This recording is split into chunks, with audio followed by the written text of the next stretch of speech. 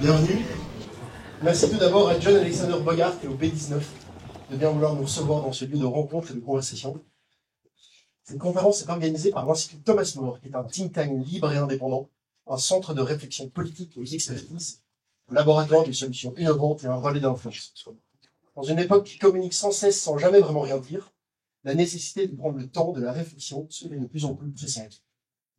L'Institut sollicite donc la lumière de nombreux chercheurs qui rédigent des notes, des études sur des enjeux cruciaux, commandés par les pouvoirs publics, des entreprises ou des particuliers, dans le but d'influencer les décideurs publics. L'Institut ne perçoit pas de subsides et vit donc principalement grâce à la générosité de ses membres. Ce soir, nous avons le plaisir et l'honneur de recevoir de nombreux intervenants passionnants. Les essayistes Laurence Dompe, Jean-Pierre Martin et Jean-Claude Glass, ainsi que le président du mouvement réformateur Georges-Louis Boucher.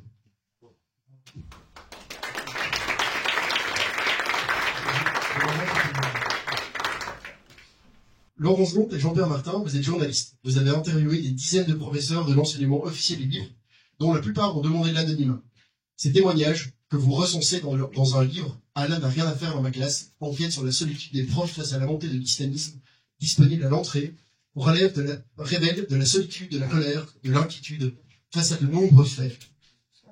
La remise en question des valeurs occidentales, la promotion du voile, des insultes, du sexisme, la contestation de faits biologiques et scientifiques, ou de pans entiers de l'histoire belge et européenne, notamment la Shoah. La division du monde entre ce qui est halal, permis, et ce qui est haram, interdit, ou encore des intimidations et des menaces à l'égard des enseignants et des élèves. J'ai fait quelques constats généraux que l'on identifie en filigrane dans votre livre. La pression de l'islamisme s'est accentuée depuis une dizaine d'années. C'est plus le fait d'une minorité agissante, notamment menée par les frères musulmans, ou encore que les plus radicalisés ne sont pas toujours les nouveaux arrivants, mais des descendants de deuxième ou de troisième génération. Jean-Claude Glass, vous avez été échevin de l'enseignement en Woluwe-Saint-Pierre, chef de cabinet de Didier Reynders quand il était ministre des Finances, et vous avez dirigé le ministère belge des Finances. Vous avez publié École islamique, la communautarisation de l'enseignement, pacte unioniste pour l'école conviviale de demain. Vous écrivez que le pacte scolaire de 1958, qui tient essentiellement sur deux jambes, l'officiel et le libre, est aujourd'hui, je vous cite, totalement dépassé et se transforme en véritable cheval de Troie. Vous expliquez que l'enseignement libre ne fait qu'accentuer la communautarisation de l'enseignement en permettant le développement d'un vaste réseau d'écoles islamiques. Le remède que vous proposez serait un nouveau pacte unioniste qui créerait un réseau d'écoles pluralistes et conviviales. Georges-Louis Boucher, vous avez déjà eu l'occasion de débattre avec Laurence Dompe et Jean-Pierre Martin à propos de ce sujet en décembre dernier. Lors de cette conférence, vous avez évoqué plusieurs raisons qui expliquent cette avancée. Premièrement, une majorité qui reste silencieuse et indifférente devant l'intolérance. Même si on dit habituellement qu'il s'agit des minorités agissantes qui font l'histoire, elles ne peuvent avancer que si on les laisse faire.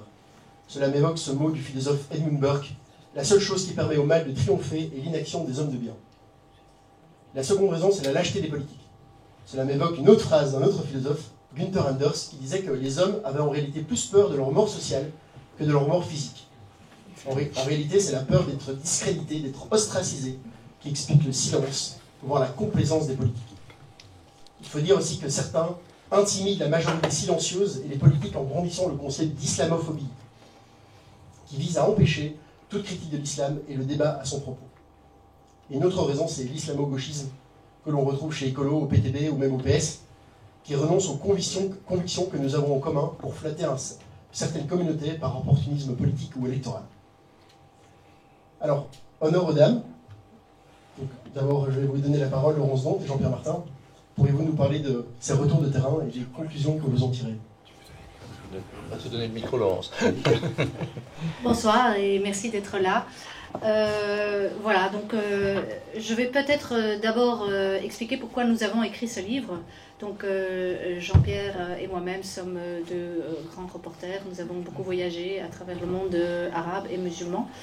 Et nous y avons constaté tous les deux une montée en puissance de l'islamisme dans ces pays qui, au départ, nous intéressaient, nous passionnaient pour la richesse de leur culture, mais qui progressivement se sont laissés phagocyter, on va dire, par ce mouvement islamiste Comment le définir? Mais c'est une version de l'islam qui s'impose à tous, qui oblige à un certain nombre de, de pratiques et qui ne laisse pas la place à la contradiction, l'interprétation personnelle, et donc qui s'impose comme une idéologie totalitaire. Donc, ayant vu cela à travers le monde, nous nous sommes dit que probablement, et nous avons d'ailleurs vu, parce que j'habite en France, que cette idéologie était en train de s'imposer au sein des communautés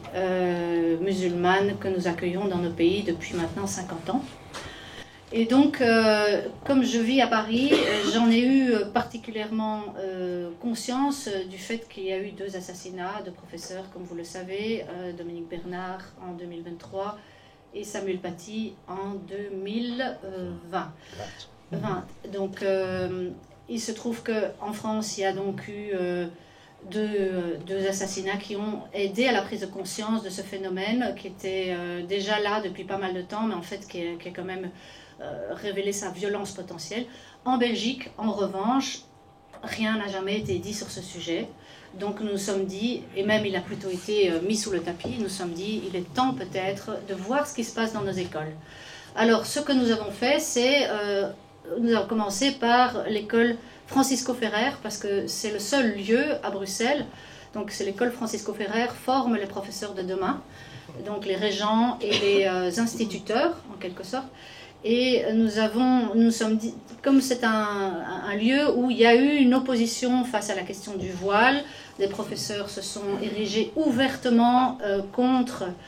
Je ne vais pas refaire toute la question de ce voile dans cette école, mais en quelque sorte, il y a 2 élèves qui ont porté plainte en 2017 en disant qu'elles étaient discriminées si elles ne pouvaient pas porter le voile.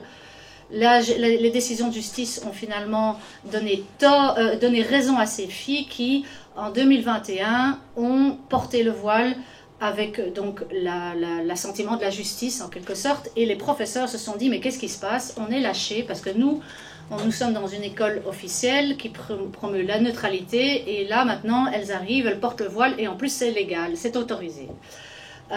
Et donc ces professeurs se sont ouvertement opposés à cette décision de justice et sont partis eux-mêmes en justice pour faire valoir leur point de vue. Ils viennent d'être déboutés malheureusement par la Cour constitutionnelle. Mais donc c'était des professeurs qui avaient eu le courage d'affirmer leur position et leur rejet de cet islamisme qui se traduit notamment par le port du voile. Cela ne veut pas dire que toutes les femmes qui portent le voile sont, prosélytes, mais en tout cas ça devient un signe quand même assez ostentatoire d'une appartenance à cette idéologie. Et donc, à partir de là, nous avons tiré la pelote et doucement, des professeurs sont venus vers nous. Nous avons ouvert un petit coin où nous pouvions recueillir les confidences de ces professeurs. Et nous avons en tout reçu à peu près de 50 à 60 professeurs. À un moment donné, nous sommes arrêtés parce que nous devions quand même bien écrire ce livre. Et nous avons aussi constaté qu'il y avait une récurrence des situations et des faits qu'il racontait qui suffisait à établir qu'il y avait quand même une certaine vérité dans ces témoignages. Après, nous sommes des journalistes, nous ne théorisons pas, nous rapportons surtout des faits du terrain. Voilà, donc ça c'est notre méthodologie. Ce sont les raisons pour lesquelles nous avons écrit ce livre, et nous avons eu la chance, nous avons eu, oui, une couverture médiatique assez exceptionnelle qui nous, conforte dans le fait que ce que nous avons révélé à travers les professeurs est quelque chose que beaucoup de personnes, d'une manière ou d'une autre, pressentaient ou vivaient sans pouvoir le dire. Parce qu'il faut quand même rappeler, et après je vais passer le micro à mon collègue Jean-Pierre, il faut quand même rappeler que pour ces professeurs, souvent, c'était difficile de témoigner parce que ce sont des professeurs qui n'aiment pas la stigmatisation, qui ont plutôt le cœur à gauche, qui donc devaient constater un certain échec de l'enseignement qu'ils essayaient de promouvoir, de la liberté de penser qu'ils incarnaient. Et donc, il était difficile pour eux, idéologiquement déjà, de venir témoigner. Et ensuite, souvent, ces professeurs avaient aussi peur de leur direction, du désaveu de la direction, parce que quand même, malgré tout, ils prenaient position. Donc il y a eu, la plupart, mais la grande majorité des témoignages sont anonymes. Et avec énormément de précautions, ils nous ont appelés à plusieurs reprises, ils ont demandé encore de changer des petits détails, on aurait pu les reconnaître, etc. Il y en a beaucoup qui n'en ont pas dormi, il y en a d'autres qui ont pleuré, il y a des directeurs qui étaient, comment dire, bouleversés. Enfin bon, je veux dire, ça a été quand même, finalement, on s'est dit qu'ils avaient eu du courage, et je salue ces professeurs encore aujourd'hui, parce que franchement, c'est grâce à eux que finalement ce livre a pu exister. Voilà, donc en quelque sorte, l'historique de ce livre, peut-être que Jean-Pierre peut parler de l'accueil de ce livre. Alors de l'accueil et peut-être de l'histoire par rapport à l'islamisme. L'accueil d'abord, comme Laurence vient de le dire, il a été au-delà de nos espérances, davantage en France qu'en Belgique, parce qu'en France, les Français sont habitués à pratiquer la dialectique, acceptent de dialoguer, acceptent la confrontation des idées. Donc on a une presse étonnante, on est toute la presse française. En revanche, ce n'est pas le cas en Belgique, parce que nous avons une presse qui, malheureusement, on pourra en parler tout à l'heure, et je suis sûr que c'est un sujet qui tient à cœur à Georges Louis-Boucher, c'est une presse engoncée dans un certain conservatisme, et donc ça a été très difficile, effectivement, de faire valoir ce que Laurence vient de vous raconter, et surtout, juste cette phrase, les enfants, l'enseignement, c'est celui des enfants, de vos enfants, de vos petits-enfants. C'est donc leur avenir, c'est donc votre avenir qui est en jeu. C'est pour ça que nous avons écrit ce livre, parce que nous sommes à un moment de bascule. Nous avons une société quand même assez clivée pour l'instant, entre gauche et droite, une gauche arc-boutée sur des valeurs qui ne sont plus celles dont elle se prétend être l'héritière, savoir notamment la laïcité, on en parlera tout à l'heure avec Jean-Claude Las. Et donc, nous voulions écrire ce livre pour bousculer les consciences et faire valoir cette parole des profs à travers toute une histoire. L'un et l'autre, nous avons beaucoup voyagé, on y a quasiment consacré toute notre vie à cet Orient compliqué. Et assez rapidement, nous est venue la conscience qu'il se passait quelque chose, que les écoles perdaient de leur pouvoir d'attraction, que les écoles n'étaient pas ce qu'elles devaient être, et que tout doucement, ici en Europe, nous sentions le même processus de dénaturation, en quelque sorte, de l'esprit de l'enseignement tel qu'il a été pensé par Jules Ferry, par les grands théoriciens de l'école que nous aimons, l'école de la République, comme on l'appelle en France. Vous savez, l'école est une cible pour les islamistes depuis 1928, depuis la création des frères musulmans. C'est pas au hasard, cette date de 1928, elle correspond effectivement à la fin, 10 ans près, 9 ans près de la Deuxième Guerre mondiale, dans ce bassin méditerranéen où l'Empire ottoman avait dominé toute la région. Et puis quand il s'est écroulé, il y a eu la République laïque de Turquie, sous le règne de Kemal Atatürk.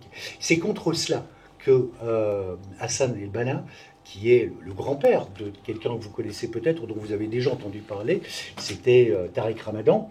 Le but d'Hassan el-Banna, qui lui-même était instituteur, ce qui est un comble, c'était effectivement d'en finir avec cette laïcité qui commençait à s'ancrer dans cette région à travers les anciens pays de l'Empire ottoman qui passaient sous non pas la domination ou la colonisation, mais sous mandat soit britannique, soit français essentiellement.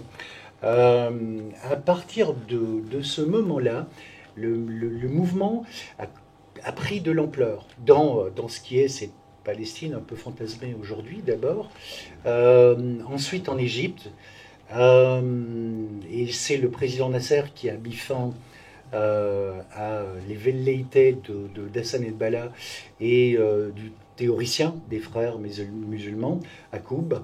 Et ils sont donc, après que Nasser les ait soit exilés, soit emprisonnés, Certains sont partis comme instituteurs dans l'Algérie naissante, post-coloniale, et ils ont essaimé. Et les dégâts ont commencé à partir de ce moment-là. C'est-à-dire que l'idéal d'une école universaliste a perdu de sa substance pour devenir une école de la norme, une école pas religieuse, c'était pas des madrasas, mais une école en tout cas qui ne correspondait plus à ce que tous les pères fondateurs au XIXe siècle avaient voulu faire de l'école. Et dans les années qui ont suivi, ça a pris un certain temps, je passe les détails, les frères musulmans ont petit à petit posé leurs pions, et ils ont été propulsés par la révolution islamique en 1979 en Iran, et cette fulgurante percée de l'islamisme et de cette conception de l'islamisme dans le monde. Et au fur et à mesure, bien, ils sont arrivés chez nous, et petit à petit, ils ont pratiqué ce qu'on appelle l'entrisme dans les partis politiques, dans les ASBL, dans les administrations et dans l'école. Et je vous avoue qu'on ne les a pas venir. Moi-même, au cours des 25 dernières années, en étant extrêmement vigilant sur cette montée en puissance de l'islamisme, je n'ai pas directement pensé à ce qui se passait dans les écoles. Et c'est l'effet miroir de la situation au Proche-Orient dont j'étais le témoin, qui m'a ouvert les yeux sur la réalité vécue en Belgique. Ça s'est passé en très peu de temps. Et on en arrive à des situations où des cours ne sont plus appris, où l'histoire est méprisée, où on ne peut plus enseigner la Shoah, où un professeur ne peut plus parler de la théorie de Darwin, parce que certains élèves se rebellent, voire même certains professeurs refusent dans le supérieur qui forme les instituteurs et les professeurs de demain, certains professeurs refusent d'enseigner cette matière et l'histoire de la science, tout simplement parce que ça ne correspond pas à sa religion. Nous en sommes là aujourd'hui. Alors, nous ne prétendons pas que toutes les écoles sont visées, que tous les quartiers sont visés, que tous les enfants sont victimes de cette idéologie. Mais malheureusement, le système belge n'est pas tout à fait juste dans le sens où il y a des quartiers qui sont plus défavorisés que d'autres. Il y a des écoles, des écoles professionnelles qui accueillent jusqu'à 20-21 ans des jeunes en perdition. Et dans ces écoles professionnelles, là, pour la plupart catholiques d'ailleurs, c'est aussi une sorte de contraste entre des écoles catholiques de très haut de gamme et en même temps des écoles professionnelles. Il est extrêmement difficile aujourd'hui de retrouver la maîtrise d'un enseignement universel, parce que c'est ça le mot aujourd'hui, c'est le but que nous recherchons, une école universelle, une école laïque, c'est-à-dire dans lesquelles les enfants puissent s'épanouir dans le respect de leur foi, parce que il est important de souligner ici, ce n'est pas un livre contre la religion. À titre personnel, je pense que c'est quelque chose de très beau, la foi, mais pour autant qu'elle reste à la maison ou à l'église ou à la mosquée ou à la synagogue. Donc c'est notre enjeu de demain, c'est permettre cette éducation qui rassemble tous les enfants, qui leur permettent de vivre ensemble et qui aujourd'hui ne puissent plus supporter que l'on divise la société, que l'on empêche aux adultes de demain de cohabiter, de vivre ce que l'autre vit, d'apprendre à le connaître, au profit de normes plus ou moins d'essence religieuse. Donc voilà, ce sont 200 pages où on explique un peu cette longue évolution qui malheureusement a placé la Belgique au cœur de cet incubateur, parce que je pense que c'est le mot qui convient, de cet incubateur islamiste qui aujourd'hui met en danger la société, vous mettent en danger, mais surtout, parce que c'est à eux que s'adresse le livre, mais surtout en danger, nos concitoyens de confession ou de culture musulmane qui voudraient s'émanciper et qui ne peuvent pas, ou en tout cas avec beaucoup de difficultés, parce qu'ils vivent sous la pression des quartiers, la pression du voisinage, la pression de certains leaders charismatiques sur TikTok ou les réseaux sociaux. Donc, voilà, en 2 mots, je vous l'avais dit, nous sommes à un moment de bascule et de prendre conscience. Je crois que c'est vraiment important et ne nous laissons pas surtout piéger par les insultes et surtout par les qualificatifs d'islamophobes ou de citoyens d'extrême droite, parce que c'est bien sûr les critiques que nous recevons quasiment quotidiennement, et je peux vous assurer que c'est peut-être pas à nous de le dire ou de le justifier, mais nous ne le sommes pas, nous sommes profondément démocrates et soucieux, et vous l'avez compris à travers ce que Laurence a dit, ou les quelques mots que j'ai prononcés, nous sommes des amoureux fous du Proche-Orient et de ces cultures venues de là-bas. Merci à vous. Je voulais juste rajouter un tout petit mot. Évidemment, on a un peu cette épée de Damoclès au-dessus de nous qui est d'être qualifié d'extrême droite ou d'islamophobe.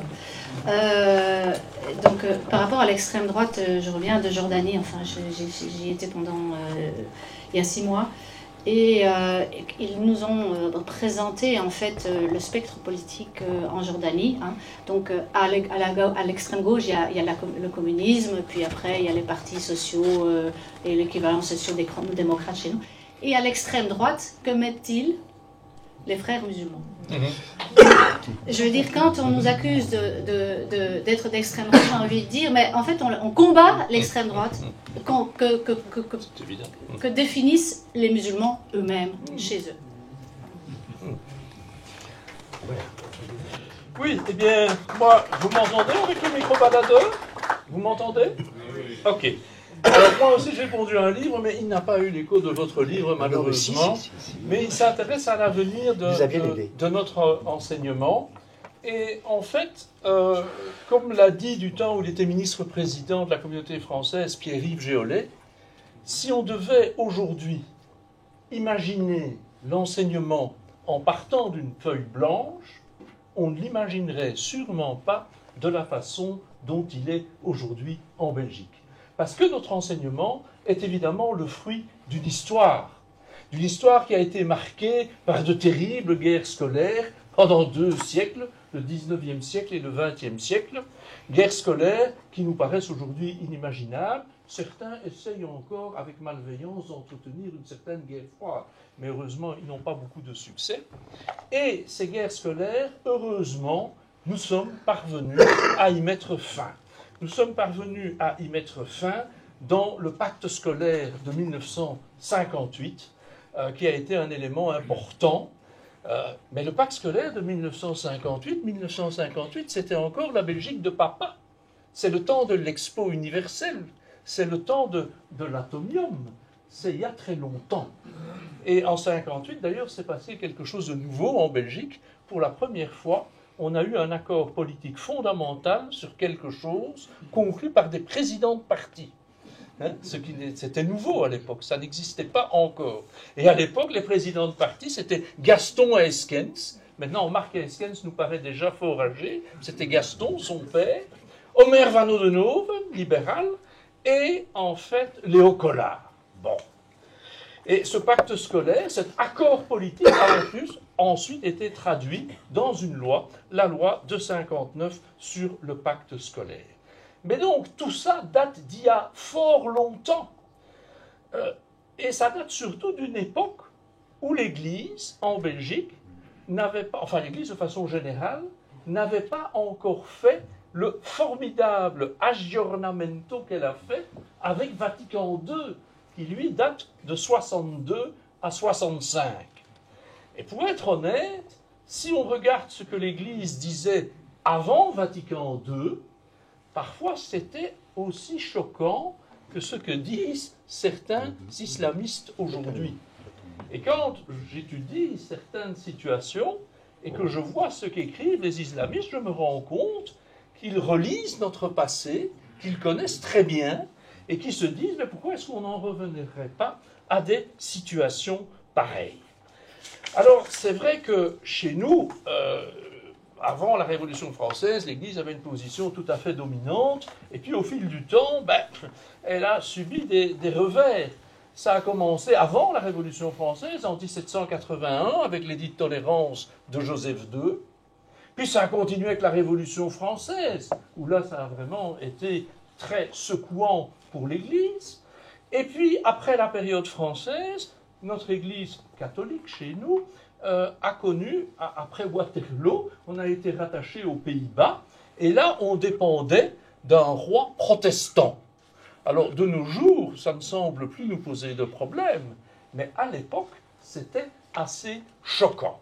Et finalement, en 1831, donc ça a duré 50 ans, hein, de 1781 à 1831, où l'Église en Belgique a dû faire le gros dos face à l'adversité. Et puis en 1831, qu'est-ce qui s'est passé? Eh bien, on a connu un pacte, on a connu l'unionisme. D'où nous vient notre devise nationale. L'union fait la force. Alors, ici, je n'aurai pas de problème, mais quand je parle devant des jeunes, je dois leur expliquer que notre devise nationale n'a rien à voir avec nos problèmes communautaires. Parce qu'ils croient évidemment que ça concerne cela. Mais ce n'est pas ça. C'était quoi l'unionisme? C'était l'union entre l'eau et le feu à l'époque, entre les libéraux et les catholiques. À une époque, ça aurait fait plaisir à Georges-Louis Boucher, il n'y avait pas encore de socialistes. Bon. Et c'était en quelque sorte le premier compromis à la belge avant la lettre. Et ce compromis, il nous a permis quoi? Il nous a permis de mettre les Hollandais dehors, d'accéder à notre indépendance et d'adopter notre constitution de 1831, qui à l'époque a été considérée comme une des constitutions les plus modernes au monde. Et cette constitution, elle reconnaissait notamment la liberté des cultes. Elle ne faisait pas que ça, elle prévoyait aussi la rémunération des ministres des cultes. Elle prévoyait aussi la liberté d'enseignement. Ce que l'on ne sait plus de nos jours, c'est qu'en 1830, il n'y avait pas de subsidiation pour l'enseignement libre. Cela n'avait même pas été demandé par le monde catholique. Pourquoi? Parce que le monde catholique, après avoir mordu sur sa chique pendant 50 ans, il était déjà bien content de récupérer la liberté d'enseignement, et l'archevêque de Malines-Bruxelles, qui avait envoyé en bon lobbyiste un cahier revendicatif aux auteurs de la Constitution belge, n'avait même pas demandé un financement de l'enseignement. Bon. Notre Constitution, quand on la lit aujourd'hui, on ne se souvient plus très bien de ce qu'elle veut dire. L'article qui concerne l'enseignement, actuellement c'est l'article 24, avant c'était 17. Les deux premiers alinéas, je vais vous les lire. Le premier alinéa dit « L'enseignement est libre ».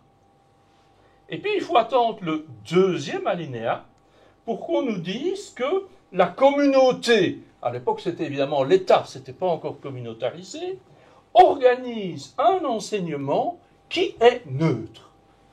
Comment se fait-il que l'on dise les choses dans cet ordre-là? En fait, ça reflète les conceptions de l'époque qu'on a tout à fait oubliées, mais que des musulmans actuellement dans les livres rappellent, hein, il faut le savoir, dans un livre de 2015, on nous rappelle tout ça. En fait, en 1830, la thèse du monde catholique, ça nous paraît surréaliste aujourd'hui, c'était le caractère supplétif des écoles de l'État. Ça veut dire quoi? Ça veut dire que s'il y avait déjà une école catholique quelque part, on ne pouvait pas ouvrir d'école de l'État. Et pendant la première guerre scolaire en 1884, ça a été plus loin, la thèse catholique était de dire que l'État devait s'effacer devant les progrès de la liberté. Qu'est-ce que ça veut dire? Ça veut dire que si à un endroit, il n'y avait pas d'école catholique, qu'on avait créé une école publique, et que par la suite on ouvrait une école catholique, il fallait fermer l'école publique. Ça paraît quand même assez surréaliste. Et cerise sur le gâteau, le monde catholique exigeait aussi, mais tout ça date évidemment d'il y a très longtemps, hein, cerise sur le gâteau, le monde catholique exigeait aussi que les écoles publiques soient imprégnées de la morale de la religion dominante, c'est-à-dire de la religion catholique, avec une inspection scolaire par qui? Par le clergé. D'accord? Ce qui est effrayant, voyez-vous, c'est qu'aujourd'hui, il y a des musulmans qui relisent ces textes anciens et qui nous rappellent que c'est ça le sens et la signification de notre Constitution. Si vous comparez ça avec le texte de la Déclaration universelle des droits de l'homme qui parle d'enseignement, article 26, vous allez voir, c'est tout à fait différent le texte. On commence, et ça me plaît beaucoup plus.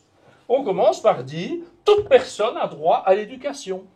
L'éducation est gratuite, jusqu'à un certain moment. L'éducation est obligatoire.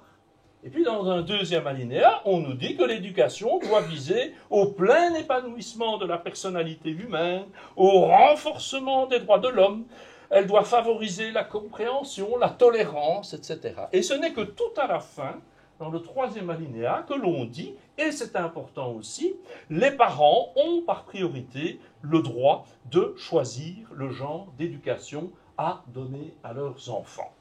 Et cette Déclaration universelle des droits de l'homme, elle a été déclinée au niveau européen dans la Convention européenne des droits de l'homme, qui, elle, ne comporte aucune disposition sur l'enseignement. Pourquoi? C'était l'époque de la guerre froide, on avait peur du communisme et on n'est pas parvenu à se mettre d'accord sur un texte. Et donc il a fallu attendre le premier protocole additionnel à cette Convention européenne des droits de l'homme pour prévoir un article. Et qu'est-ce que cette convention impose aux États en matière d'enseignement, en fait? En fait, deux choses. Elle dit, un, l'enseignement public doit être neutre. Il doit respecter les convictions de tout le monde. Et deux, les États doivent tolérer la création d'écoles privées, libres. Mais ils ne sont pas obligés de les financer. Et de même, ils ne sont pas obligés, s'ils les financent, de leur donner des subsides identiques aux écoles publiques. Mais, dit la Convention européenne des droits de l'homme, principe de non-discrimination, vous allez voir pourquoi je vous parle de ça, article 14, si vous accordez un financement à des écoles libres, vous devez le faire de façon égale pour toutes les écoles libres. Et ça, les musulmans, ils l'ont évidemment bien lu. Bon. Alors, vous voyez que, en fait, c'est assez important de voir d'où on vient et dans quelle situation on se trouve. Alors, le fameux unionisme qui a permis l'indépendance de la Belgique et qui a fait que, dans un premier temps, on avait des gouvernements catholiques libéraux, il a fini par éclater. Pourquoi est-ce qu'il a éclaté? Parce que dès 1832, un an après l'adoption de notre Constitution, on a eu une encyclique du pape, Mirarivos. Si on la lit aujourd'hui, on est gêné. En fait, le pape, là-dedans, il était tout à fait à côté de la plaque. Il a dézingué toutes les libertés modernes. Il a dit que c'était épouvantable, qu'on allait... bon. Et puis, plus tard encore, on a eu une deuxième encyclique en 1864 qui disait la même chose, et qui était complété par le syllabus des erreurs. Syllabus errorum, toutes les erreurs. Et dans ce syllabus, vous savez ce que l'Église reprenait à l'époque comme erreur humaine? La séparation de l'Église et de l'État. Alors que quiconque a lu les évangiles sait qu'on y dit qu'il faut rendre à César ce qui est à César et à Dieu ce qui est à Dieu. Mais ce n'était pas l'époque. À l'époque, ce n'était pas la version de Rome. À l'époque, les choses ont heureusement bien changé. Mais suite à ça, le monde catholique en Belgique a été mis sous la pression du Vatican et a adopté une attitude que, s'il s'agissait de musulmans aujourd'hui, on qualifierait cette attitude d'entriste. Et donc, ils ont voulu obtenir des tas de choses pour leur religion. Et ils ont notamment obtenu, dans une loi de 1842, loi Nothomb sur l'enseignement, l'introduction de cours de religion à l'école, donnés par le curé. Et ils ont aussi obtenu l'introduction d'une inspection scolaire des écoles publiques faite par le clergé. Les musulmans, ils lisent ça avec beaucoup d'intérêt, je peux vous le dire. Mais suite à ça, les libéraux, évidemment, ont remporté de très grandes victoires électorales parce que ces idées ne plaisaient pas à tout le monde. Et suite à ces victoires électorales, les libéraux qui étaient partisans de l'émancipation des gens ont voulu développer un réseau d'écoles. Ils ont voulu créer des écoles. Et ils ont créé des écoles. Et c'est ça qui a déclenché la première guerre scolaire. Les évêques se sont opposés à cela. Et je vais vous citer 3 exemples qui sont révélateurs. Ils ont notamment demandé à ce que dans toutes les églises du royaume, on lise une prière qui disait « Des écoles sans Dieu et des maîtres sans foi, délivrez-nous Seigneur ». D'accord ? Ça nous paraît aujourd'hui sidérant. Mais il y a plus grave. À l'époque, en cas de décès, on refusait le sacrement aux gens qui avaient des enfants à l'école officielle. Et on utilisait parfois la menace de l'excommunication. C'est sidérant, mais c'est efficace. Et donc ça leur a procuré une victoire électorale phénoménale en 1884. Et ils ont obtenu une majorité absolue, les catholiques. Et cette majorité absolue, ils l'ont gardée sans interruption pendant 30 ans jusqu'en 1914. Et c'est alors qu'ils en ont profité pour commencer à subsidier les écoles libres, qui n'étaient pas subsidiées à l'origine dans la Constitution de 1830. Par subsidier les écoles libres et aussi par empêcher l'ouverture d'un trop grand nombre d'écoles officielles. Et après la guerre 14-18, qu'est-ce qui s'est passé? On a formé un gouvernement d'union nationale pour rebâtir le pays, avec à l'époque les catholiques, les libéraux, et entre-temps étaient apparus, désolé monsieur Boucher, les socialistes. Bon. Et qu'est-ce qui s'est passé à l'époque? Les libéraux, Charles Rogier et Paul Janson, et les socialistes ont revendiqué le suffrage universel. Parce pour les hommes, rassurez-vous madame, hein, les femmes devront encore attendre la Seconde Guerre mondiale. Mais en fait, à l'époque, il ne faut pas l'oublier, qui s'opposait à l'instauration du suffrage universel, c'était le monde catholique. Et le suffrage universel a dû être arraché par les libéraux et les socialistes qui se sont unis pour le faire. Et finalement, les catholiques ont accepté de voter le suffrage universel parce qu'à un certain moment, ils se sont dit il ne faut pas rater le dernier wagon du train de l'histoire qui est en marche. Hein. Ce serait quand même un peu gênant. Mais ils ont mis une condition. Et c'était quoi cette condition? D'accord pour le suffrage universel, mais on ne touche pas aux subsides que pendant que nous avions la majorité absolue, nous avons accordé à nos écoles. Bon. Et puis après la guerre 40-45, rebelote. Question royale. Grand émoi dans les milieux proches du roi, qui étaient essentiellement catholiques.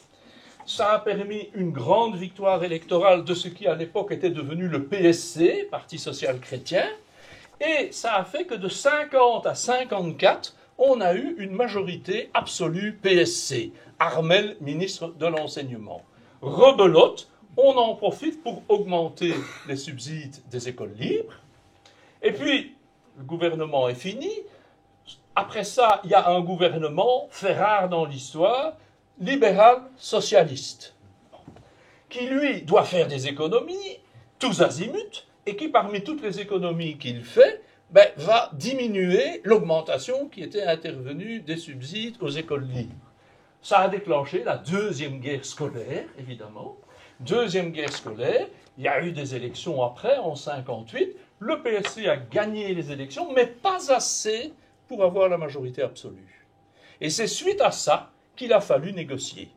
Et c'est suite à ça qu'on a eu le pacte scolaire de 1950. Et que dit ce pacte scolaire? En fait, dans le pacte scolaire, si on résume le deal, pour utiliser un terme trumpiste, le monde catholique a accepté 2 choses. Il a renoncé, accrochez-vous, seulement en 1958, à la thèse que je vous expliquais tantôt, du caractère subsidiaire des écoles de l'État. Ce n'est qu'en 1958 qu'il a accepté d'abandonner cette thèse. Et deuxièmement, il a accepté que les écoles de l'État ne doivent plus être imprégnées de la morale chrétienne. Et c'est de là que vient la notion de neutralité des écoles officielles, qui figure maintenant à l'article 24 de la Constitution et sur lequel se base le nouveau gouvernement de la communauté française pour essayer d'interdire dans une certaine mesure le port de signes convictionnels au sein des écoles officielles. Et les socialistes et les libéraux, qu'est-ce qu'eux ont accepté en échange? Eh bien, ils ont accepté de maintenir la subsidiation de l'enseignement libre. Et cette subsidiation de l'enseignement libre ne pose plus de problème depuis lors. Donc c'est le pacte scolaire qui a entériné la pilarisation entre différents réseaux. Mais ce pacte scolaire a aussi une conséquence imprévue. C'est que comme on est parvenu à mettre le couvercle sur la marmite des divisions éternelles entre laïcs et catholiques, puisqu'on avait un pacte sur l'école, ça a permis l'apparition du pluralisme en politique. Et ça a permis l'apparition de partis pluralistes. Et le premier parti pluraliste, le PLP, Parti pour la liberté et le progrès, d'Omer Van Odenhoove en 1961, suivi par le FDF, qui était aussi un second parti pluraliste. Et cette notion de pluralisme, elle a commencé à faire son chemin. Et il y a eu notamment deux professeurs de l'ULB, Jean Lamère et Sylvain de Coster, qui étaient des disciples d'Eugène Dupréel, qui ont dit, est-ce qu'on ne devrait pas évoluer vers plus de pluralisme dans la société? Et puis il y a eu, je sais qu'il y a des Liégeois dans la salle, Arnould Claus à l'université de Liège, qui était professeur de pédagogie, qui a défendu le principe d'une école pluraliste. Et qu'est-ce qu'il proposait? De supprimer en fait la pilarisation en différents réseaux en un pluralisme interne au sein des écoles en fait. Ce qui est intéressant, et on ne le sait pas, et je vous dirai après si vous me posez la question qui me l'a appris, c'est que cette idée d'école pluraliste est aussi apparue en Flandre au sein du mouvement ouvrier chrétien. Et deux grands partisans de l'école pluraliste, c'était qui? Un certain Wilfried Martens et un certain Jean-Luc Dehaene. Mais ils se sont fait taper sur le doigt par les évêques qui leur ont dit « pas question ». Mais fondamentalement, ils trouvaient l'idée séduisante. Et ce qu'on oublie aussi, c'est que cette idée d'école pluraliste, elle a été traduite dans notre loi, et elle existe. Il y a eu une loi du 14 juillet 1975 qui a révisé le pacte scolaire et qui a défini ce que pouvait être une école pluraliste. Mais cette loi existe, mais n'a jamais été mise en application. Il n'y a jamais eu de concrétisation pour deux raisons. C'est parce que dans le monde catholique, une partie du monde catholique, il y avait évidemment Jean-Luc Dehaene, etc., qui étaient favorables, mais d'autres n'étaient pas ouverts à la relativité qui était sous-jacente à ce pluralisme. Et puis il y avait une deuxième raison que Georges-Louis Boucher comprendra très bien, c'est les syndicats, qui avaient peur pour le statut du personnel dans les écoles, évidemment. Il n'y a jamais rien de neuf sous le soleil. Et puis on en arrive presque à la fin, on en arrive à 1988. 1988, 50 ans après le pacte, 30 ans après le pacte scolaire de 1958. Et là, on veut, c'est à la mode, communautariser l'enseignement. On veut transférer la compétence de l'État aux communautés. Et là, qui dit non? Le PSC, côté francophone, et les socialistes flamands du côté flamand. Pourquoi? Parce que le PSC du côté francophone se dit, oui, mais attention, si l'enseignement dépend des communautés, c'est ça, libéraux et socialistes, nous, on va nous minoriser. On ne sera plus protégé par l'État CVP. D'accord? Et du côté flamand, les socialistes flamands avaient la crainte inverse. Alors finalement, on s'est mis autour de la table, ils ont négocié, parce qu'ils avaient besoin du PSC pour avoir la majorité des 2/3, pour avoir la Constitution, et on a de nouveau fait un deal, comme pour le suffrage universel. Et finalement, le PSC a dit, d'accord, j'accepte la communautarisation de l'enseignement, mais à quelques conditions. Première condition, on bétonne dans la Constitution le pacte scolaire, et donc la subsidiation de l'enseignement libre.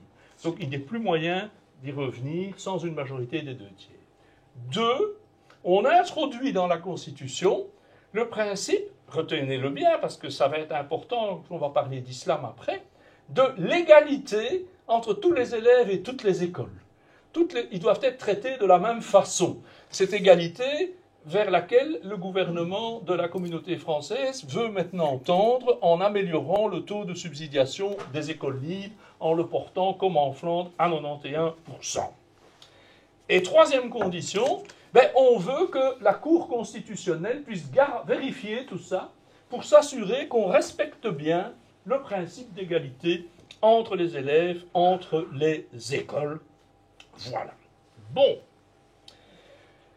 Le fait d'avoir bétonné tout ça dans la Constitution est évidemment une victoire importante pour les écoles libres, et tant mieux pour elles, je dirais, mais il y a une conséquence tout à fait imprévue.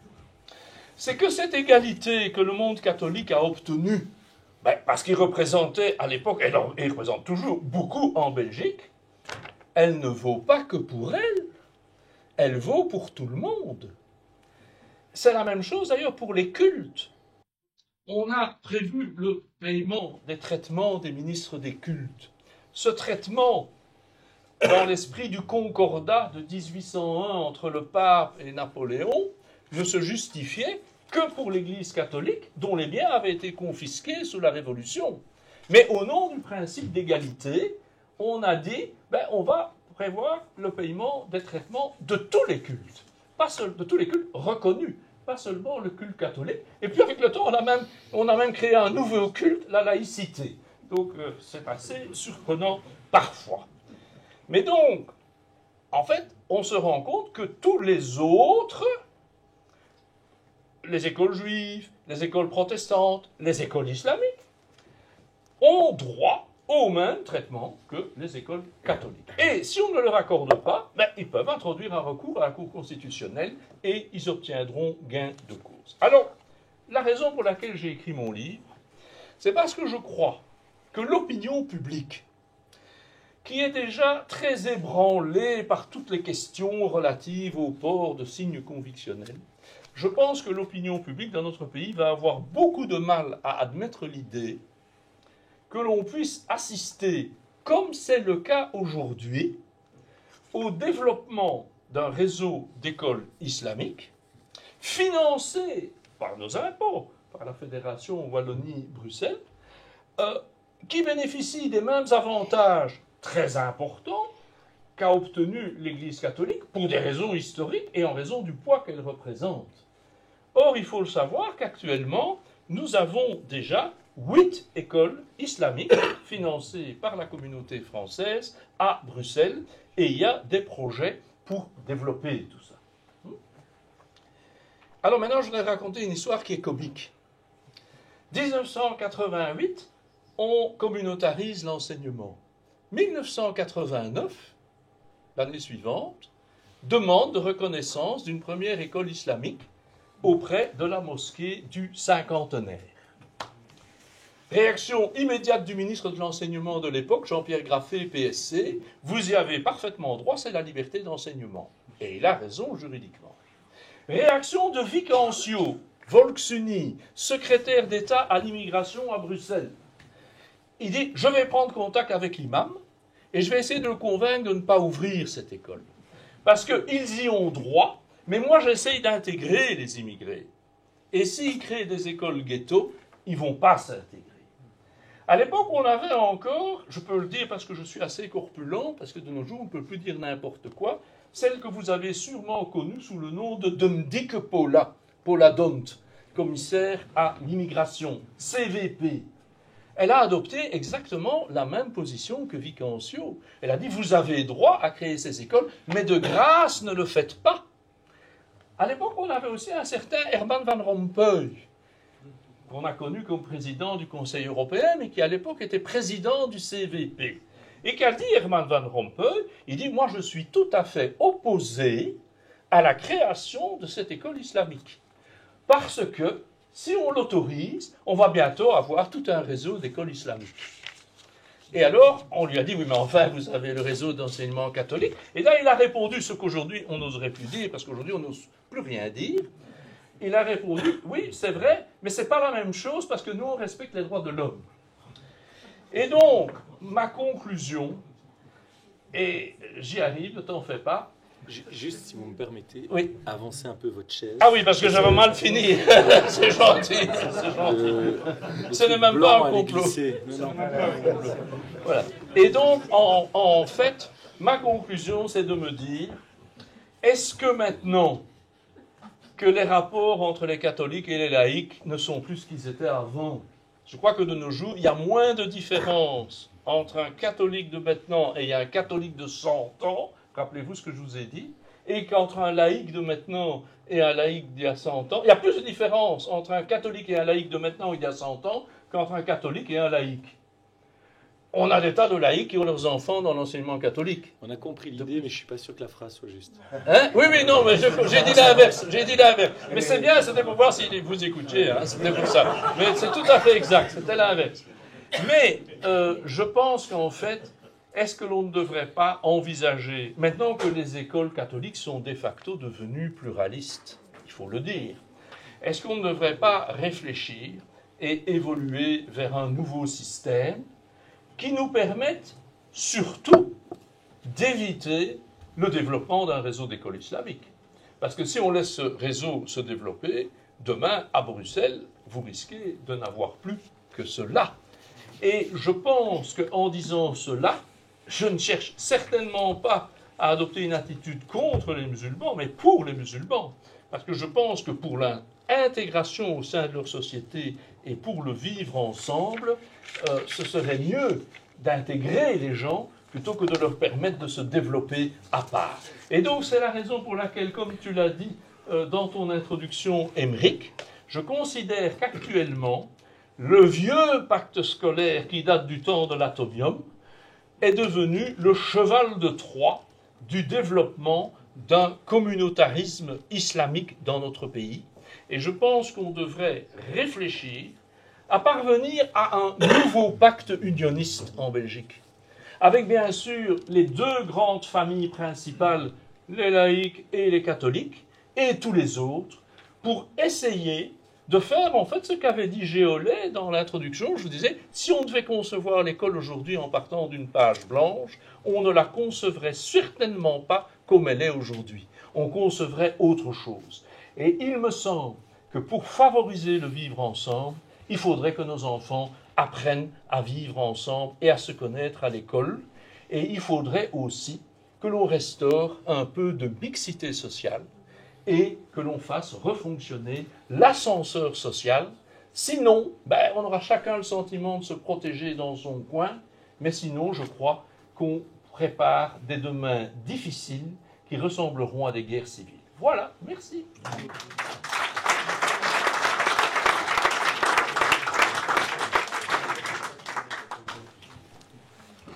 Je dois répondre à une question ou... Ah, ok. Écoutez, merci tout d'abord pour l'invitation et merci aux intervenants précédents. Je pense que, pour rebondir déjà sur la question des écoles, ce que vous venez d'expliquer, ça explique pourquoi moi je suis opposé à la suppression des cours de religion. Parce qu'aujourd'hui, 50% des élèves qui choisissent un cours de religion à Bruxelles choisissent le cours de religion islamique. Et donc, si vous supprimez les cours de religion dans l'enseignement officiel, vous allez accentuer la possibilité d'avoir des écoles de confession musulmane. Alors, c'est un problème dans le sens où il y a un élément que vous n'avez quand même pas indiqué, et qui est quand même une différence majeure entre la religion catholique telle qu'elle existe aujourd'hui dans notre pays et la religion islamique. En fait, il y en a deux. Le premier élément, c'est la sécularisation. Parce qu'aujourd'hui, il n'y a plus aucun, si vous parlez aux représentants les plus importants de l'Église dans notre pays, il n'y en a plus aucun qui ait une vocation de conversion. Il y a vraiment cette... Aujourd'hui, l'Église va chercher des nouveaux croyants dans les pays africains, par exemple. Mais il n'y a plus du tout cette idée de conversion ou cette idée prosélyte au niveau de la religion catholique. Et alors, on ne peut peut-être pas le dire, mais c'est la réalité. Le deuxième élément, c'est qu'aujourd'hui, le catholicisme, dans nos sociétés, est tout autant une conviction pour une partie d'entre nous, mais c'est surtout une tradition culturelle pour la plupart. Et ça aussi, on ne peut pas le dire. Mais quand on vient nous expliquer que parce qu'on a un état neutre, on ne pourrait pas avoir le Te Deum, intellectuellement, ça se tient. Après, d'un point de vue purement pratique, c'est quand même nier l'héritage culturel de la religion qui est présent dans tout. C'est-à-dire l'organisation de notre calendrier, c'est-à-dire l'organisation de la société, une partie des valeurs. Donc nous sommes le fruit d'une société qui est un mélange de l'héritage romain, de l'héritage chrétien et de l'héritage libéral. Et ça, c'est le fruit de notre société aujourd'hui. Et on pense toujours notre société comme si on était né hier matin. Il y a quelque chose qui est un peu absurde en la matière.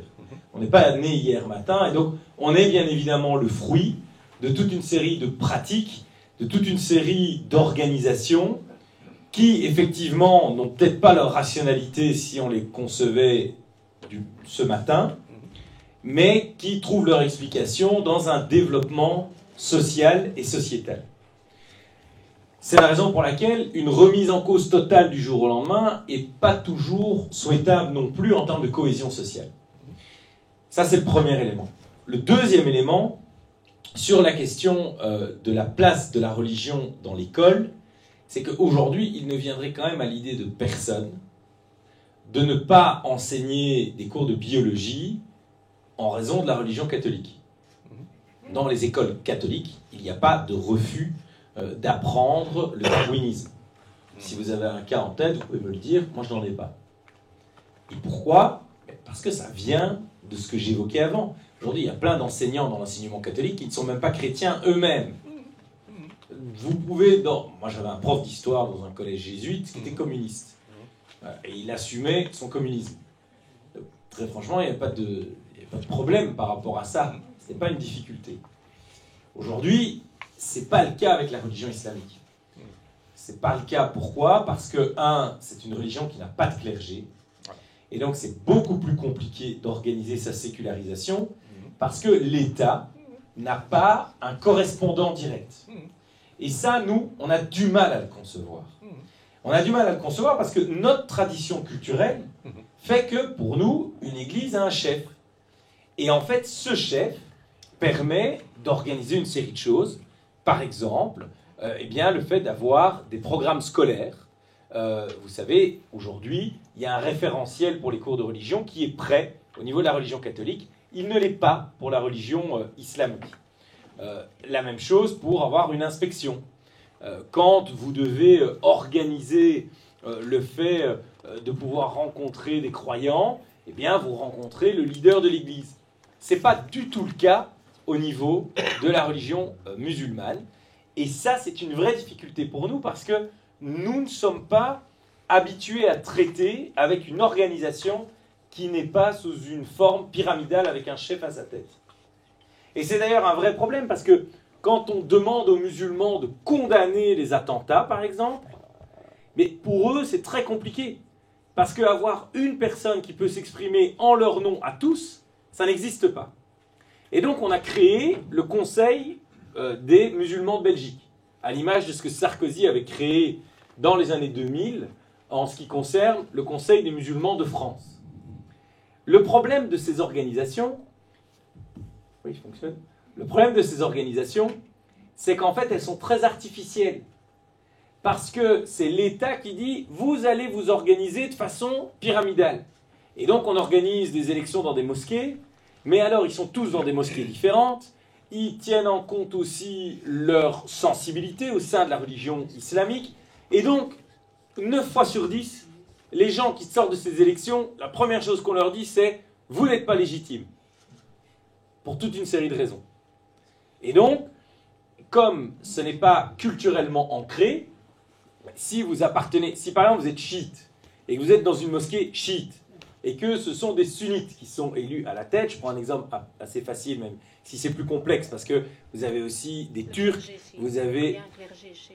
Oui, chez les chiites, il y en a un. Mais justement, oui, mais si vous en avez un qui est élu chiite, les sunnites ne vont pas se reconnaître. Vous avez des différences aussi de culte en ce qui concerne les pays. Donc vous avez aussi des mosquées pour les Turcs, d'autres pour les Marocains. Donc considérer que c'est tous des musulmans et que vous pouvez tous vous adresser à eux de la même manière, Ça n'a aucun sens. En Belgique, vous n'avez pas une église avec les belgo-italiens qui, eux, répondraient à un certain courant de l'église, et puis de l'autre côté, vous auriez les belgo-belges qui... Ça n'existe pas. Il y a un caractère universel, encore une fois, organisé et qui est inscrit par la figure du pape. C'est le pape qui est le chef de tous les chrétiens au niveau de la planète, ce qui n'est pas le cas pour les musulmans. Et ça, c'est une difficulté majeure sur notre rapport à l'islam. Et ça génère effectivement le fait qu'aujourd'hui, c'est très compliqué d'avoir un référent pour expliquer les difficultés qu'on a dans les écoles, par exemple, pour pouvoir y mettre fin, pour pouvoir justement traiter de solutions ensemble, puisque vous avez autant de réalités que vous avez d'individus. Et ces réalités, par rapport à ces individus, aujourd'hui sont récupérées. C'est récupéré, et pour moi le nœud du problème vient de là. Le nœud du problème ne vient pas des musulmans eux-mêmes.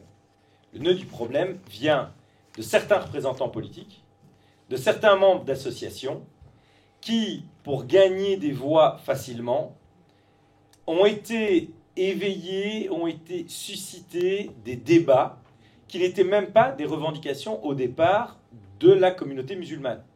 Les musulmans de première génération qui sont arrivés dans notre pays n'ont jamais réclamé le port du voile. Ils n'ont jamais réclamé la création de leurs écoles. Ils vivaient leur culte et il y avait plutôt une intégration qui se faisait via le travail. Aujourd'hui, les difficultés dont on parle dans les écoles, qui sont présentes dans toute la société, viennent de personnes qui sont nées dans notre pays, qui sont donc belges, très souvent, pour la plupart d'entre eux, qui sont à la 3e, voire 4e génération dans notre pays. Et en fait, que s'est-il passé? Ce qui s'est passé, et souvent il y a un lien de conditions sociales, c'est que vous avez eu toute une partie de cette génération venant de quartiers ou à caractère socio-culturel et socio-économique plus faible. Et la réponse qu'on a apportée, que certains, plutôt à gauche, désolé de le dire, ont apportée, ça a été de dire, plutôt que de faire en sorte qu'ils soient bons à l'école et de leur dire, si vous êtes bons à l'école, vous allez trouver un emploi, on a cultivé le caractère victimaire, le caractère selon lequel ils seraient tous victimes de discrimination, et on a mis en fait du sel dans les plaies en permanence en disant la Belgique c'est des salauds, la colonisation, en mélangeant en plus tout. En mélangeant tout, les Français le vivent de façon encore plus accrue avec les Algériens par exemple. Où on a insisté sur leur particularisme plutôt que de renforcer l'universalité.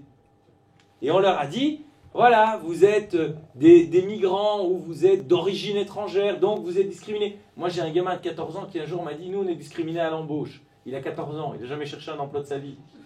Mais il sait déjà qu'il est discriminé à l'embauche. Alors, je ne dis pas que ce genre de phénomène n'existe pas. Je peux par contre affirmer, au risque d'apparaître impopulaire aux yeux de certains, que c'est beaucoup moins répandu que ce qu'on veut évoquer. Mais ça existe. Ça existe. Il ne faut pas le nier non plus. Mais le problème, c'est que plus vous insistez sur le particularisme de quelqu'un, mais moins vous arrivez à faire société.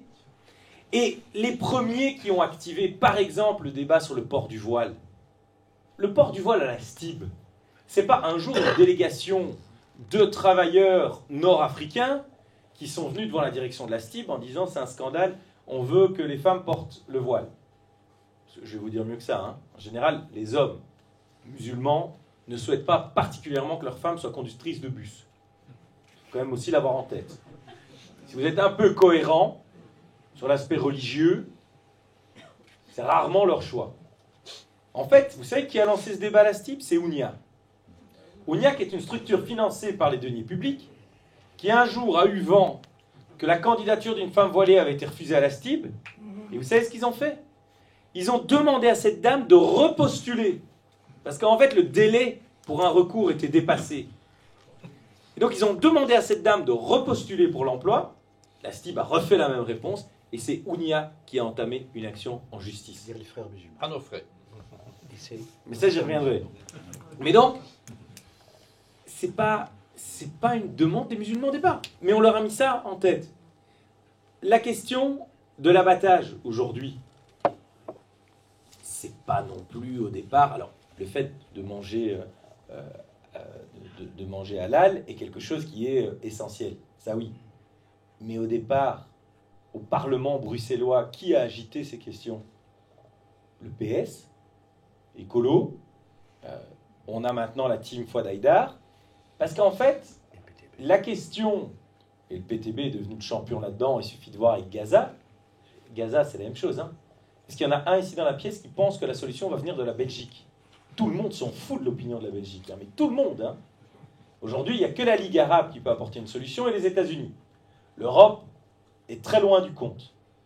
Mais on n'arrête pas d'en parler tous les 4 matins. On vote des résolutions dans les conseils communaux. Donc je suis sûr que ça fait trembler Netanyahou de savoir que le conseil communal d'Anderlecht a voté une résolution qui demande l'arrêt immédiat des combats.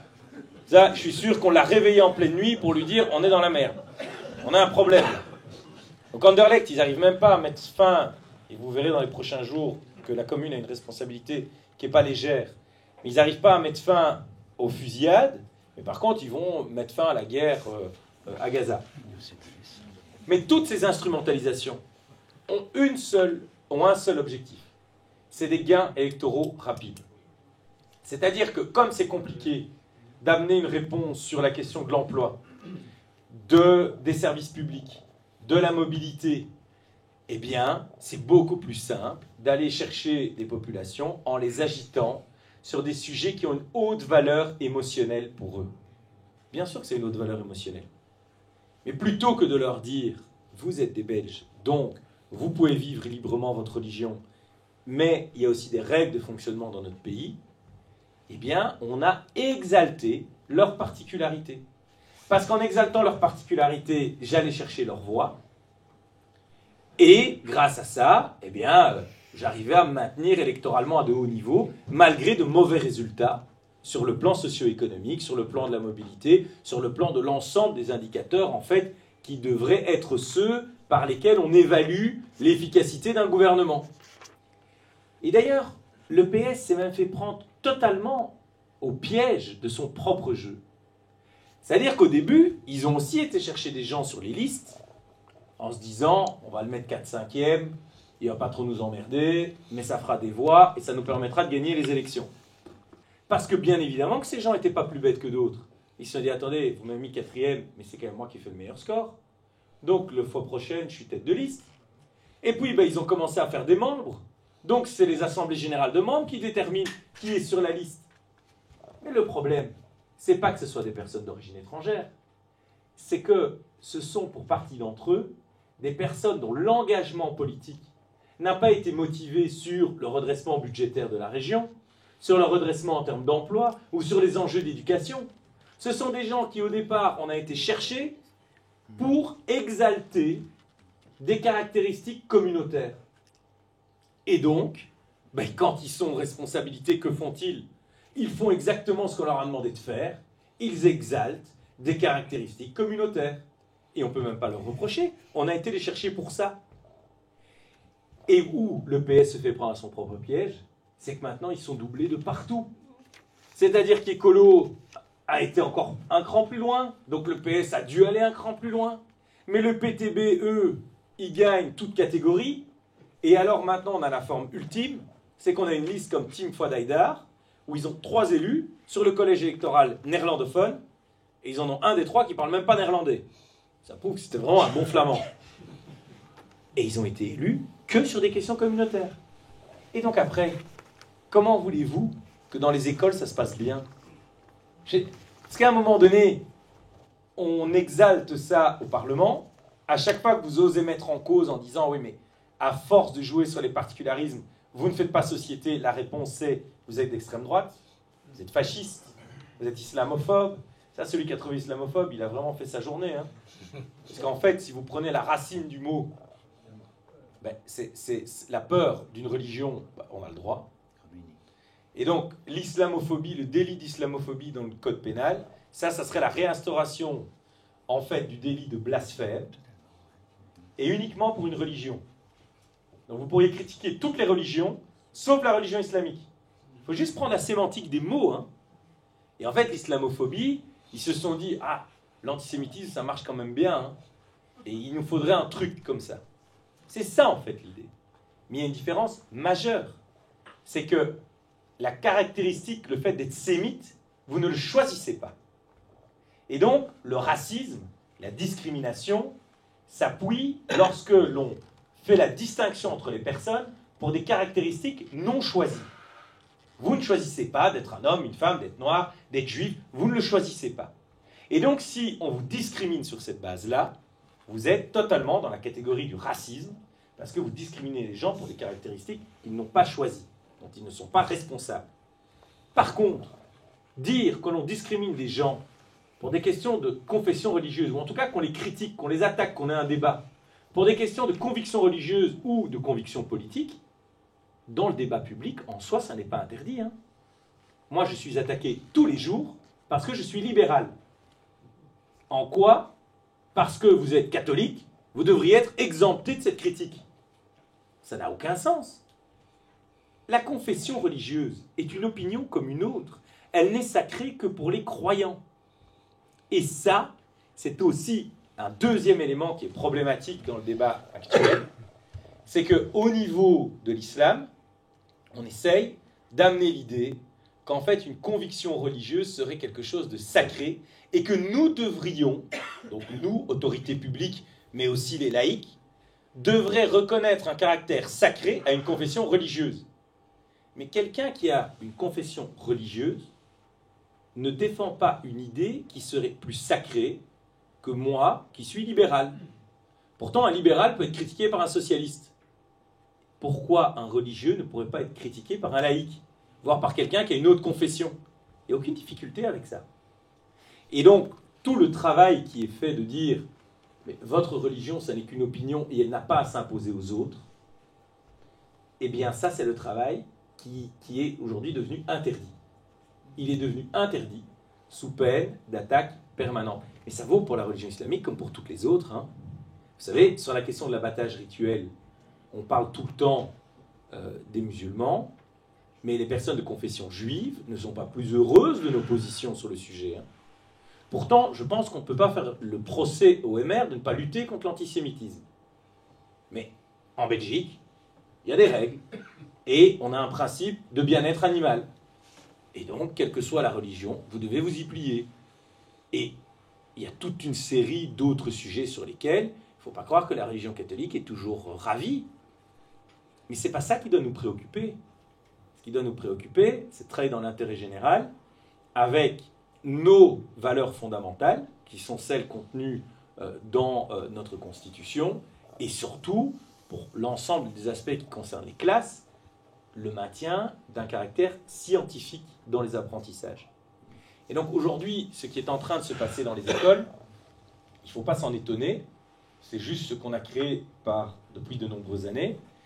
Par contre, il y a une inquiétude qui est majeure, c'est qu'on a une jeune génération qui est de plus en plus nombreuse sur le sujet, parce que les cas qui sont avérés sont des cas qui sont très diffus, très présents, et on a en face, et c'est ce que j'expliquais lors de la précédente conférence sur la lâcheté, on a en face des enseignants, alors eux ils ne sont pas nécessairement lâches, ils sont surtout dépourvus, en fait, ils sont abandonnés. On a des directions qui, elles, ne sont pas dans une meilleure position, et un pouvoir politique qui a abandonné le sujet, et qui leur a dit « débrouillez-vous, débrouillez-vous, essayez de vous arranger ». Et donc quand vous êtes directeur d'établissement, vous essayez de maintenir la paix et la cohésion dans vos classes. Vous essayez de faire en sorte, en plus vous n'aimez pas être dans le journal pour des polémiques. Et donc fatalement, vous essayez un petit peu d'écraser. Et donc par rapport à ça, ce qui est fondamental, ce n'est pas de lutter contre. C'est surtout un élément majeur, c'est de rappeler quelles sont nos valeurs. Parce que je pense que où nous avons totalement été défaillants dans l'intégration, et là on n'est même plus dans de l'intégration, puisqu'on est auprès de gens qui sont nés dans ce pays, c'est qu'on n'est plus capable, et c'est un libéral qui le dit, on n'est plus capable d'avoir un récit qui unifie la société. C'est-à-dire, on n'arrête pas de dire, quand on vient ici, il faut respecter nos valeurs. Mais c'est quoi nos valeurs, en fait? Est-ce que quelqu'un dans la pièce ici pourrait me dire, ok, quand on vit en Belgique, il y a au moins 5 principes fondamentaux auxquels on ne peut pas déroger. Je peux vous dire que dans la classe politique, il y a plus grand monde qui est capable de le faire. Il n'y a plus grand monde. Allez au Parlement bruxellois. Le Parlement bruxellois, c'est très intéressant. Le Parlement bruxellois, vous avez des élus, je ne suis pas certain qu'ils savent lire et écrire. En tout cas, pas correctement. Et j'ai vu madame qui réagissait un peu surprise. Regardez les chevins à Molenbeek. Si vous n'avez pas vu les images sur les réseaux sociaux, je vous invite vraiment à les chercher. Les chevins des sports à Molenbeek devaient s'excuser parce que, certainement dans un excès d'optimisme ou dans un élan de distraction, il y a quelques années, il avait fait l'apologie de groupes terroristes en arabe.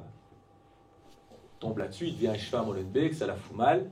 Donc même le PS lui écrit un mot d'excuse. Écoutez, il n'était pas capable de le lire. C'était pénible. Mais c'est vraiment pénible à regarder. Ça n'en est même plus drôle. Il est échevin d'une ville de 95 000 habitants. Il ne sait pas lire correctement.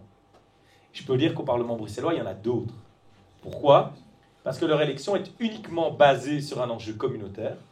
Donc la question de leurs compétences, de leur projet de société, tout le monde s'en fout. Tout le monde s'en contrefout. Et maintenant, ça va même un cran plus loin. C'est qu'il y a même de l'affairisme qui est lié à ça. C'est-à-dire qu'on se fait élire sur un enjeu communautaire, et puis après, on se croit un peu tout-puissant. Et donc, si vous prenez Molenbeek, par exemple, vous voyez un usage des subsides qui est fait juste pour flatter une partie déterminée de l'électorat. Et quand on en reste là, c'est déjà bien, parce que parfois, on est déjà quelques échelons au-delà. Et donc, ce qui est vraiment fondamental, si on veut résoudre cet enjeu, c'est surtout de rappeler nos valeurs fondamentales dans les écoles, dès le plus jeune âge. C'est d'insister aussi dans le débat politique, dans le débat public, et ne pas avoir peur des attaques et des insultes. Mais aujourd'hui, et je conclurai par là pour vous montrer quand même à quel point on est loin, on a quand même le PS à Bruxelles, qui nous explique qu'ils ne veulent pas gouverner avec la NVA, parce qu'eux estiment que la NVA est un parti raciste. Je veux juste vous dire une chose, ce que j'ai dit à Ahmed Laouej, c'est que ils utilisent ces arguments pour gagner des élections, mais à la fin, ils sont prisonniers eux-mêmes de ces arguments au point de bloquer institutionnellement une région. Et l'étape suivante, c'est que c'est ce qu'ils disent déjà de nous. Mais le problème, c'est que quand ils ne pourront plus gouverner avec la NVA, qu'ils ne pourront plus gouverner avec le MR, et les engagés, s'ils continuent comme ça, je leur ai déjà dit, vous êtes à la dernière limite de leur cordon sanitaire revisité. À la fin, on va se retrouver avec des pôles PS, écolo, PTB. Mais ces pôles-là, vous voyez ce que ça donne en France avec LFI. Ce sont des pôles qui se sont complètement convertis. En fait, ce sont les idiots utiles des islamistes. Parce qu'en fait, pour des raisons électorales, ils ont repris tout le discours des islamistes, ils le mettent en œuvre, et ils interdisent toute critique sur cette base-là. Dans ce cas-là, ce qui sera mis en cause, c'est le vivre ensemble. Et le vivre ensemble aujourd'hui à Bruxelles, il est déjà en très très très grande difficulté. Et donc ce sera vraiment un enjeu majeur du mandat de Valérie Glatini, qui a déjà agi sur le sujet, qui a osé mettre le sujet sur la table, ce qui était déjà assez inédit, avec l'enjeu pour nous de faire en sorte que tout le monde en prenne conscience et qu'on arrête aussi la minimisation. Parce que parfois on nous dit, mais c'est quelques cas. Je peux vous dire que pour qu'un cas arrive à votre connaissance, c'est qu'il est très très très très grave. Et pour qu'un cas arrive à votre connaissance, c'est qu'il y en a eu des dizaines d'autres que l'école a essayé de camoufler, cacher, on ne va quand même pas faire de vagues, etc. Donc oui, aujourd'hui, il y a un vrai problème, parce qu'encore une fois, ce n'est même pas un problème de savoir si la religion islamique peut être présente dans une démocratie, elle peut l'être comme n'importe quelle autre religion. Il n'y a pas de problème avec ça. C'est qu'aujourd'hui, il y a une série de jeunes qui ne se sentent pas intégrés dans notre société, parce qu'on leur met ça en tête, pas nécessairement que ce soit vrai. Et donc, ils ont aujourd'hui un signe de ralliement qui est d'être musulmans. Et ça amène même à des positions complètement folles. Par exemple, vous avez beaucoup plus d'antisémitisme chez des musulmans qui sont présents dans nos pays que dans des pays d'origine. Les Marocains, par exemple. Le Maroc est un allié d'Israël. Vous avez plein de belgo-marocains ici qui considèrent qu'Israël, c'est la pire chose qui soit arrivée à l'humanité. Donc c'est même un non-sens complet. C'est totalement déconnecté de réalités qui se passent dans les pays d'origine. Mais c'est qu'aujourd'hui, le fait d'être musulman est devenu un signe de ralliement, un signe d'appartenance. Et je le répète, je pense que c'est un élément important pour un libéral, c'est que la liberté individuelle est certainement la plus grande aspiration de l'être humain. Mais les êtres humains ne peuvent pas faire société s'ils n'ont pas quelques points de ralliement communs. Et je crois que c'est là où on a la défaillance. C'est qu'on n'a pas voulu affirmer nos points de ralliement communs parce que c'était conservateur, parce que c'était du racisme, parce que c'était de l'exclusion. Mais je suis arrivé à la conclusion que l'intégration devait aussi passer par une dose d'assimilation.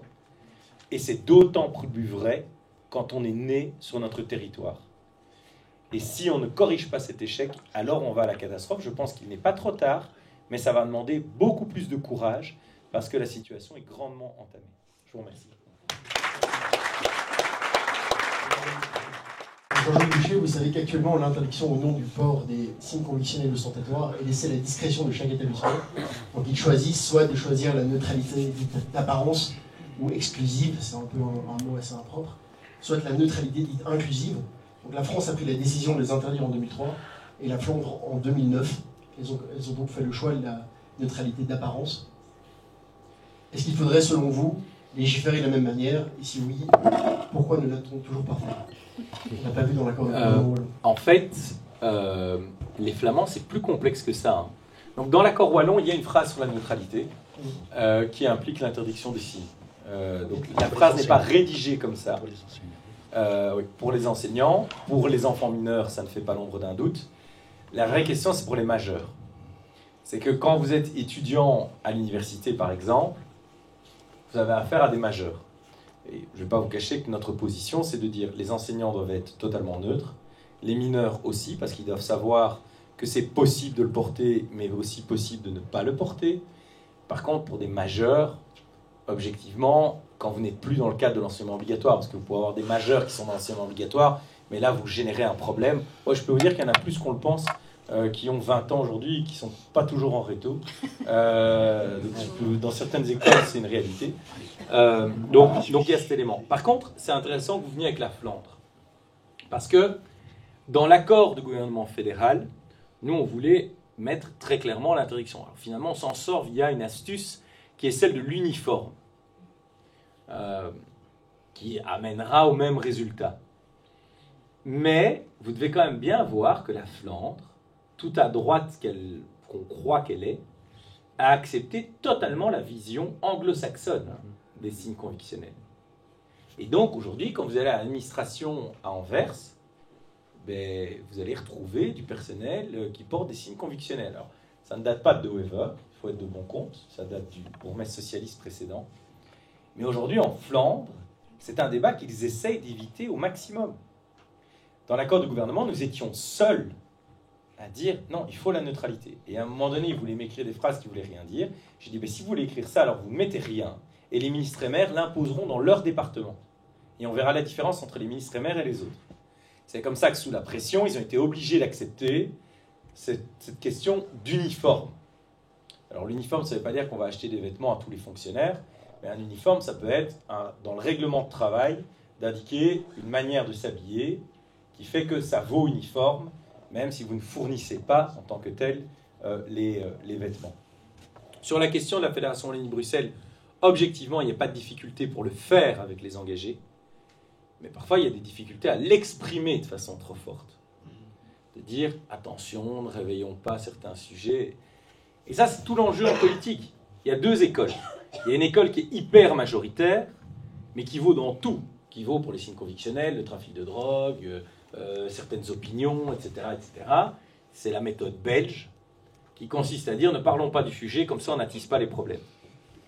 Et quand on ne parle pas du sujet, en fait, le truc s'installe, s'implémente, s'enracine, et puis quand vous voulez changer les choses, c'est trop tard. Et à l'autre méthode, qui est plutôt la mienne, qui est de dire non, il faut vraiment mettre le sujet sur la table, ça va être brutal, ça va être compliqué, mais à la fin, au moins, on peut faire changer le cours des choses. Je ne connais personne qui a fait changer le cours des choses en se taisant. Mais si vous me démontrez ça, franchement, j'ai pas de problème, je changerai d'avis. Parce qu'on me dit parfois, il ne faut pas le dire comme ça, il faut faire plus doucement, on peut peut-être faire l'impasse une fois ou deux. On fait l'impasse une fois ou deux, et après on est mort. Vous savez, le plus dur, c'est de se coucher la première fois. Après, ça devient beaucoup plus naturel. Et si vous voulez vous en convaincre, vous prenez une feuille de papier. Une feuille de papier, quand vous l'avez pliée, vous pouvez après la déplier. Il y a toujours une marque sur la feuille. Donc le plus important, c'est de jamais la plier, si vous voulez garder un principe intact. Et ça, c'est ce que je suis en politique. Et donc, par rapport à ce que vous avez indiqué, l'idée est effectivement de venir avec une réglementation qui serait généralisée pour l'ensemble des établissements. Pour le libre aussi. Pour le libre aussi, parce que vous mettez les écoles aujourd'hui dans des situations qui sont intenables, totalement intenables. Au cas par cas, avec aussi, et c'est ça les réticences que nous rencontrons, c'est qu'on nous explique, oui mais vous savez dans certaines écoles ils arrivent à le gérer. Mais il y a un élément qui a été indiqué tout à l'heure, c'est qu'aujourd'hui on a aussi un enjeu par rapport à certaines directions ou à certains enseignants. Parce que ces élèves qui revendiquent dans les classes, il y a une partie d'entre eux qui deviennent profs ou qui arrivent à des postes de direction. Et donc, oui, ce n'est pas nécessairement simple de le faire entendre, mais le but est d'arriver à ça. Donc, la phrase sur la neutralité, telle qu'elle est indiquée dans l'accord, c'est pour arriver, si elle n'a pas été indiquée, on est entre nous, j'en suis certain, c'est parce que d'autres ont plus de difficultés, ça fait partie du fonctionnement du paysage politique belge, de devoir l'assumer de façon très frontale. Alors, Laurence Bonte, comment expliquez-vous qu'il y ait une certaine indifférence, même parfois une franche désapprobation chez les jeunes à l'égard du principe justement de neutralité? Comment expliquez-vous ce fossé entre les générations? Oui. Oui, ça nous a frappé au cours des entretiens que nous avons faits que finalement, il y avait quand même un certain nombre de professeurs, une majorité, je dirais, de professeurs plutôt... Mais c'est le micro, mais... Ouais. C'est un micro qui n'est pas en forme. Alors, je vais essayer de parler plus fort, voilà. Et donc, on a été frappé par une sorte de décalage de génération, en fait, dans la perception du mot, de la neutralité ou laïcité. Je ne vais pas entrer dans le détail et les nuances. Et on s'est demandé pourquoi, en fait, la plupart des professeurs qu'on a interviewés avaient déjà un certain âge, je dirais peut-être passé la cinquantaine. On a eu quelques jeunes profs aussi, mais on va dire que aussi le public auquel on s'adresse souvent n'est pas, je veux dire, a déjà une certaine maturité. Voilà. Donc, on s'est dit, mais pourquoi? Alors, on a répertorié rapidement quelques raisons. Et la première raison, c'est que les jeunes générations, que ce soit enseignants ou étudiants, n'ont pas connu l'emprise du religieux, ne savent pas ce que c'est, ne comprennent pas en fait d'où vient le combat que les libéraux ont mené contre l'emprise de l'Église catholique, parce qu'il n'en reste rien en réalité, ou quasi rien. Aujourd'hui, un pratiquant, il va à la messe une fois par mois peut-être, et on estime déjà qu'il est très pratiquant. Et donc les jeunes générations, en fait, ne comprennent pas ce combat qui a eu lieu maintenant il y a presque un siècle. En fait, il n'en reste quasi rien de l'emprise et de l'obligation que peut avoir une religion sur la vie au quotidien. Et cela est vrai pour les chrétiens. Pas du tout pour les musulmans. Au contraire, eux aiment et soutiennent une pratique, le ramadan, on le voit, le ramadan cette année est tombé quasi en même temps que le carême, et la différence chez les jeunes entre ceux qui pratiquent le ramadan et ceux qui pratiquent le carême, j'ai pas vu de statistiques parce que je suis pas sûre qu'on ose les faire, mais ça doit être colossal, colossal. C'est la même chose pour la couverture de l'RTBF sur le sujet. Oui. Donc ça, c'est une première raison qui fait qu'en fait les jeunes enseignants, la jeune génération ne comprend plus le mot laïcité. Une deuxième raison, on va dire, à cette espèce d'indifférence des jeunes générations à la laïcité est, selon nous, la mise en valeur constante de la liberté individuelle. Et ça, au détriment d'un vivre ensemble. C'est-à-dire qu'ils ne comprennent pas qu'on puisse avoir des limites à la liberté individuelle au profit d'un vivre ensemble, du respect de valeurs communes dont on parlait tout à l'heure. Et pour vous donner un exemple, il y a eu une étude de l'Institut IFOP en France qui montre que 40% des jeunes enseignants français, hein, je ne dis pas d'origine étrangère, certains le sont peut-être d'origine étrangère, mais enfin en tout cas ils ont la nationalité française, considèrent que la loi de 2004 qui interdit les signes convictionnels à l'école est islamophobe. Donc elle est une atteinte à la liberté de porter le voile.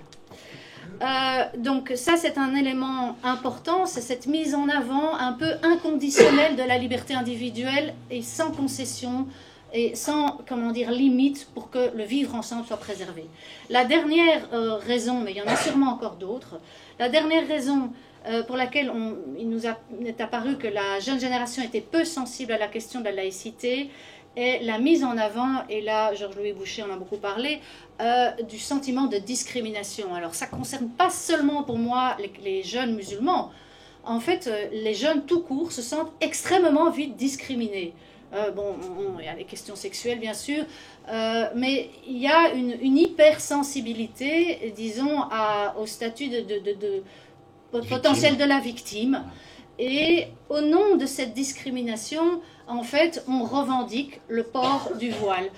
Et les mouvements islamistes se sont emparés d'au moins de cette question de la discrimination qu'on a développée nous-mêmes dans nos propres sociétés. Ils s'en sont emparés parce qu'en fait ça sert leur dessein, et ils se sont aussi emparés de la question de la liberté individuelle. Généralement, ils défendent, comment dire, auprès des jeunes femmes qui portent le voile et qui adhèrent ouvertement à cette idéologie islamiste, elles invoquent la liberté individuelle et disent « je peux faire ce que je veux ». Vous le proclamez d'ailleurs dans votre société, maintenant vous n'allez pas me l'interdire. Je voulais juste rajouter quelque chose. Georges-Louis Boucher a beaucoup mis l'accent sur la responsabilité des partis politiques, et je pense que c'est juste. Mais je crois qu'il ne faut pas sous-estimer quand même l'idéologie islamiste à l'œuvre, sur laquelle évidemment les partis politiques se sont greffés en favorisant le communautarisme, mais avant ça, il y a eu un travail idéologique qui a été fait auprès des jeunes générations pour les réislamiser. Et pourquoi je dis que les partis politiques se sont emparés de quelque chose qui, à mon avis, les précédait? Parce que justement, dans le monde musulman dans son entièreté, ces mouvements sont à l'œuvre. Et là, il n'y a pas question de partis politiques qui en profitent. C'est juste qu'ils ont déjà travaillé depuis 30 ou 40 ou 50 ans. Un siècle. L'esprit et la pratique de l'islam, et qu'ils l'ont imposé comme un unique mode de fonctionnement et de pratiquer, de penser l'islam. Je peux avoir quelques témoignages personnels. Je connais très bien, comment dire, un opposant mauritanien qui est musulman. Il est africain et il fait face à une élite arabo-berbère. Et au nom de l'islam, il revendique une égalité des droits aujourd'hui. Et il témoigne aussi du changement profond de mentalité auquel il fait face. Ses propres nièces ne lui serrent plus la main, alors qu'il y a 40 ans, on pouvait boire de la bière, on pouvait sortir, on pouvait danser dans sa ville de Rosso sur le fleuve Sénégal. Aujourd'hui, ce n'est plus possible. Voilà.